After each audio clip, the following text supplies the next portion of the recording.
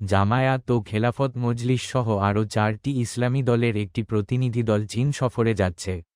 14 সদস্যের এই দলের নেতৃত্ব দেবেন জামায়াতের নায়েবে আমির ডাক্তার সৈয়দ আবদুল্লাহ মোহাম্মদ তাহের।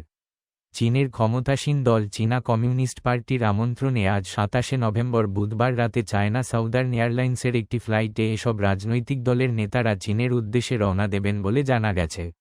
বাংলাদেশের কোনো ইসলামী দলের নেতাদের চীনের ক্ষমতাসীন দলের আমন্ত্রণে সে দেশে যাওয়ার ঘটনা এই প্রথম।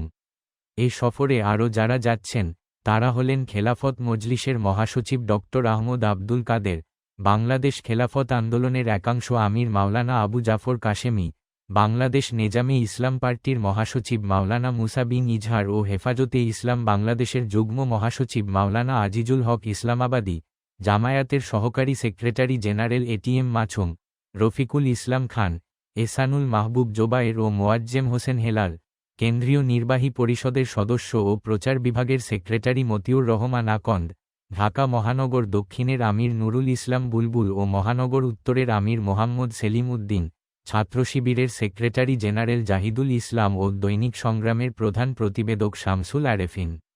প্রতিনিধি দলটি আগামী 5ই ডিসেম্বর দেশে ফিরবে বলে জানা গেছে।